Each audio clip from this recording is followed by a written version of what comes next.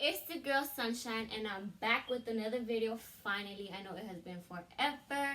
Obviously, I just had a baby, so I've been busy taking care of him and doing this and doing that.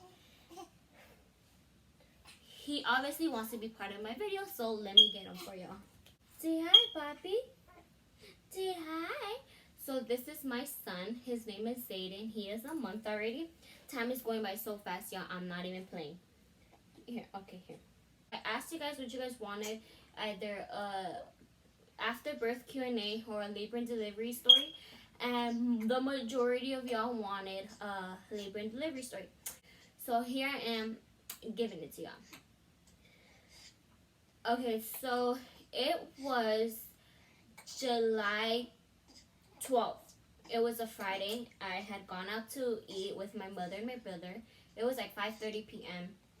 And while we were eating, I felt really uncomfortable, and my brother asked me what was wrong, and so I told him, nothing, I just have little pain here and there. And my mom was like, are you sure you're okay? Yeah, good. We come home.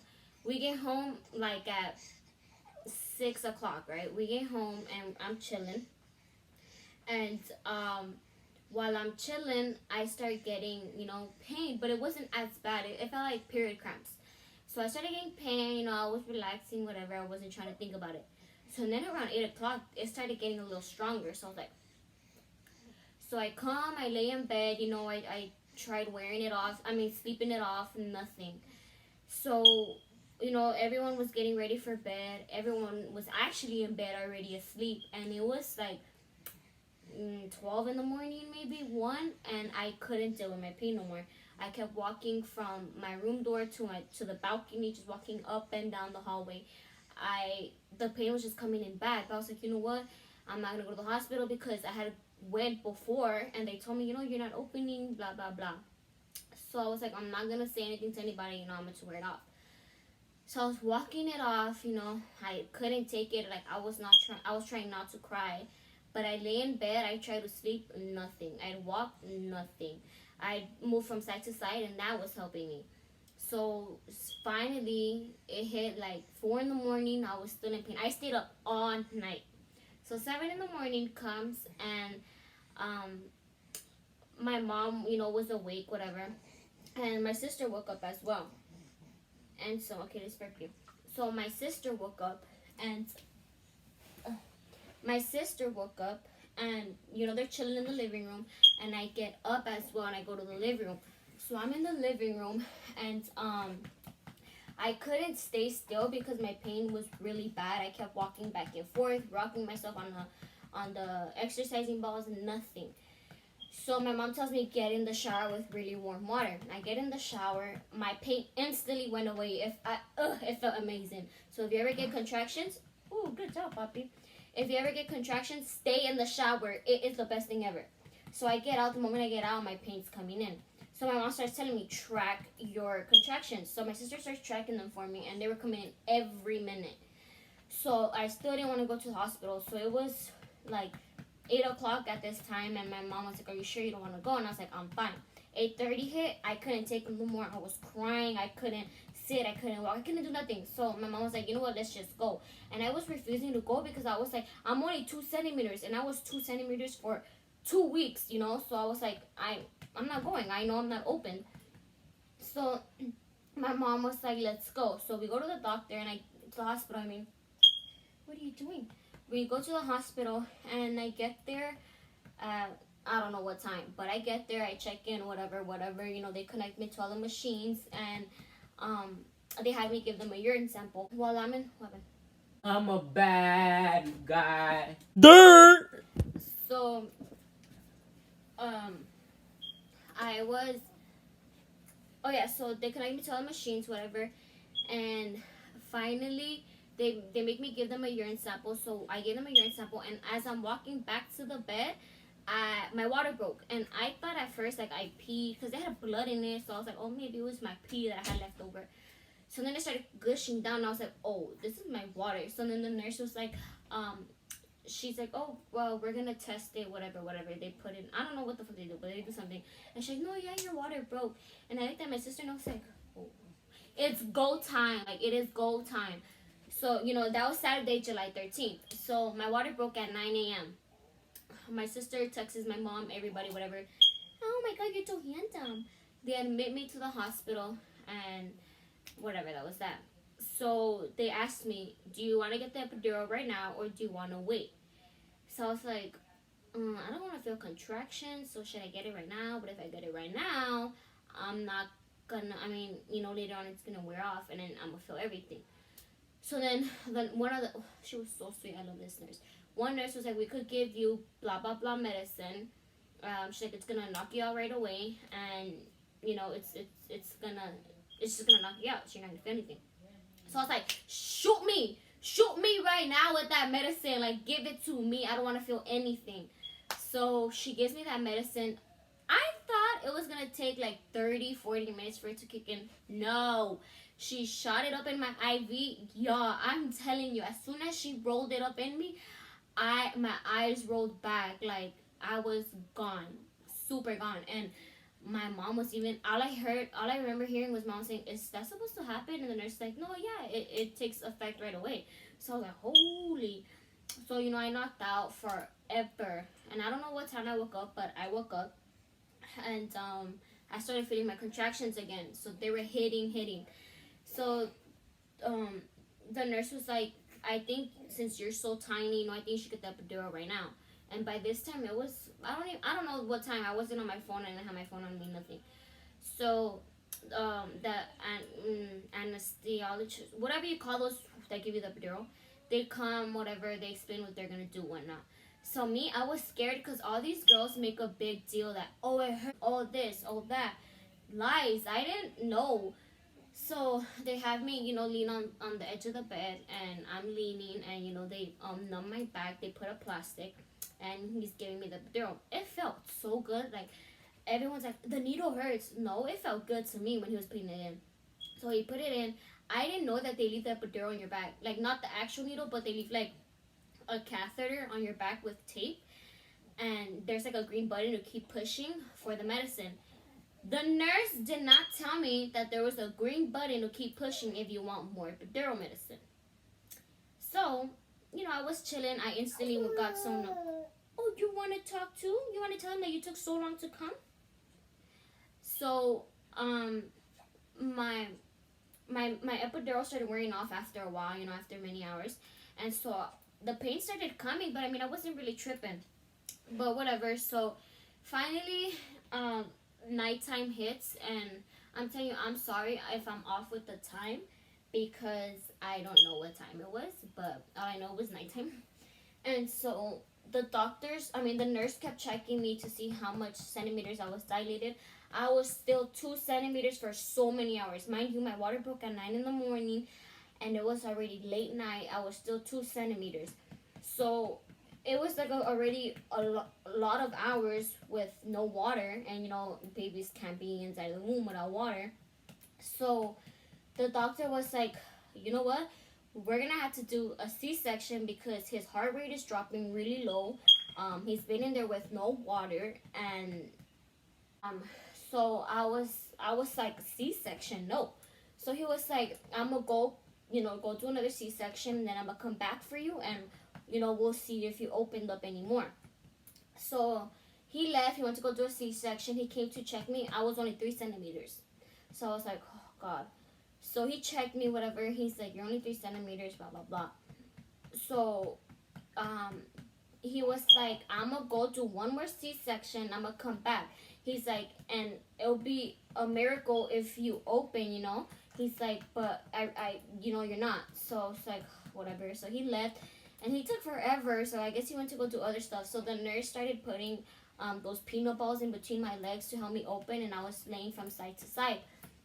So time goes by, and finally the nurse comes back again, and she checks me, and I went from 3 to 5. But like in so many hours, because it took me forever. So my doctor comes, and he checks me, and I'm, at 5.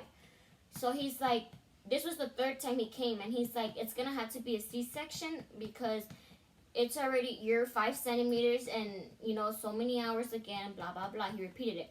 So I looked at my mom, and like I was starting to cry, so I was like, I don't want to get cut open. So they had me sign all the paperwork for a C-section.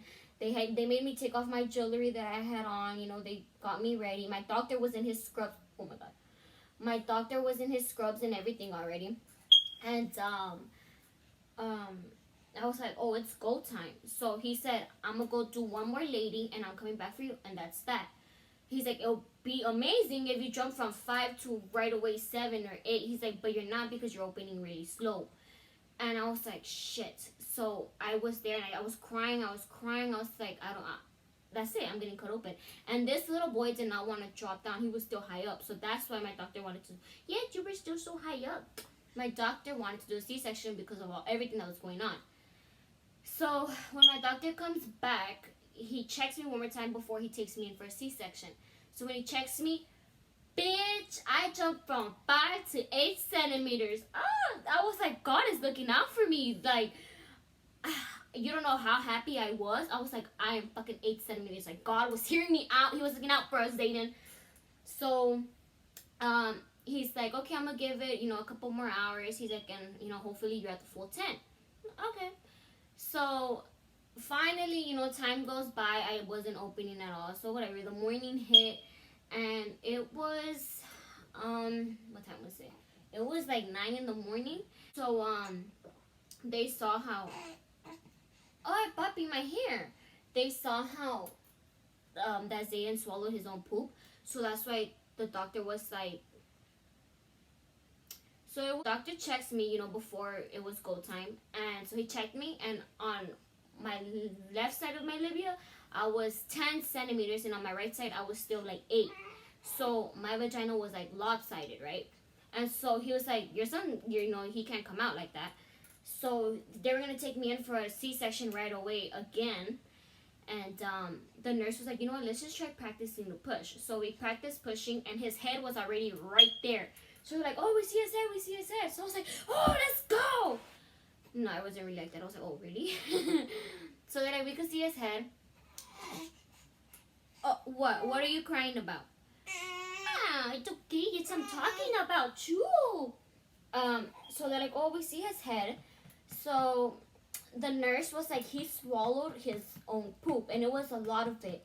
So that's what I was like, oh my gosh. So she's like, so if he doesn't come out in a matter of time, it's an emergency C-section, because, if a baby swallows his own poop, the baby passes away or whatever. So, there I am, panicking, screaming again. I'm so sorry. Like, not screaming, but crying, and my aunt is calming me down. So, finally, the doctor comes in, and he's like, you know what, let's just start pushing. So, we started pushing, and his head was just right there. Like, this is my vagina. His head is right there. And he kept coming in and out, in and out. Like, he didn't want to come out por sus huevos. So, I kept pushing and pushing.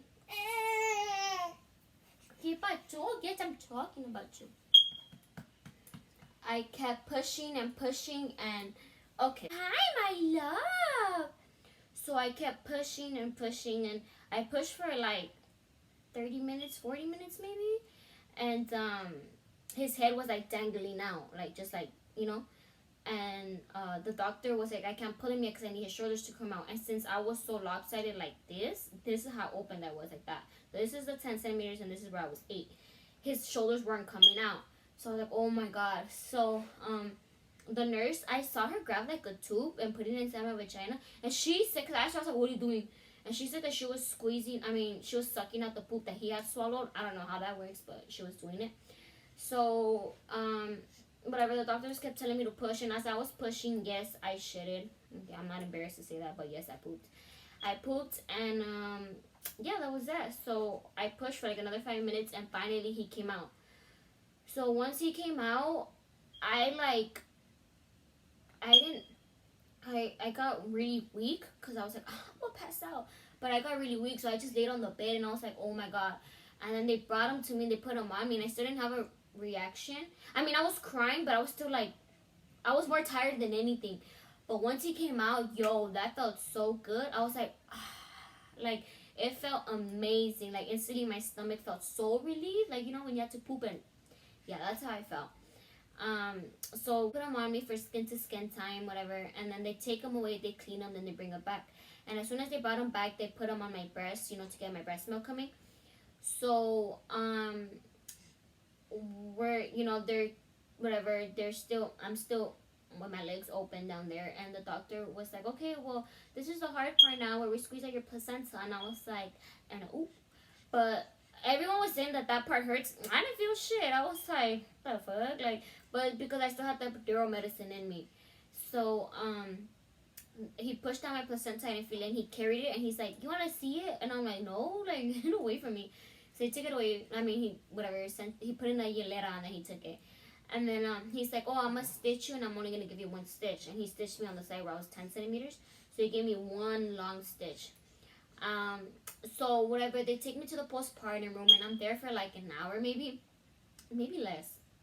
And doctor comes in, and she says, your son has a blood infection. Well, it looks like he's gonna have a blood infection that's gonna come soon because you had a fever during labor. So when I was in labor, I had a fever, and so when I had a fever, it passed it on to him. So by that passing on, it made him get a blood infection. So she said, we're gonna have to take him to the NICU. So I was like, oh, okay, So they took him to the NICU, whatever, and he didn't have the blood infection. They said it looked like it was gonna come because of my fever. So they had him in there on antibiotics just to prevent the infection from coming. And this little boy was not eating at all. He didn't want to eat whatsoever. So they tried giving him infant milk, nothing. But because since right away when he was fresh out of the womb, they put him right on my breast and he was tasting the milk, that's what he wanted. But obviously, keep it too. So obviously, since I wasn't producing it, only little drops, I try and we'd give it to him, and that's all he wanted. But it was so hard to get breast milk to come. Like, breastfeeding is the hardest thing ever. I'm not gonna lie. And so he was in the NICU. He wasn't eating or anything like that. But finally, he started eating and doing better, whatnot, and he was finally able to come home. So he was in the NICU for a week, I think. Yeah, he was in the NICU for a week. And, I'd go visit him with my mom. We'd stay there. I'd pump. I'd give him my breast milk, And they would tell me the more he eats, we're going to lower his IV fluids because that's the only thing that was getting him to get food. And then they had a feeding tube, through his mouth, through his nose to feed him.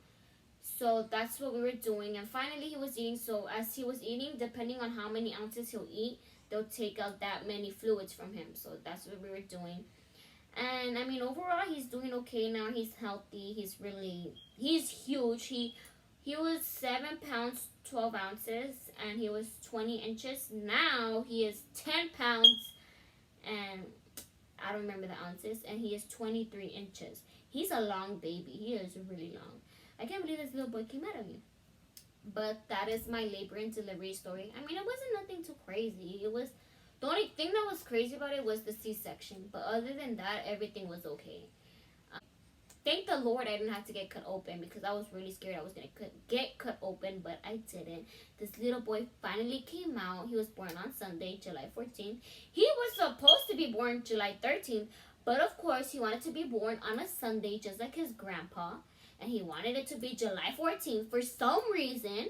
But here he is. And I enjoy this little boy so much. I mean, it's hard. Super hard, like he cries just to cry. Or it's frustrating at times. But I mean, you gotta do what you gotta do. And he's a mama's boy. That's all I'm saying. He is super attached. Huh, puppy? Tell him. Oh, yes, mommy, I'm super attached. But yeah, here's my labor and delivery story. I hope you guys enjoyed. Obviously, like, comment, and subscribe. And my next video is going to be my afterbirth Q&A because a lot of people are asking me questions, so I got that coming for y'all. But yeah, we will be back with more videos. Say bye, my love. Say bye, Papa. Say bye.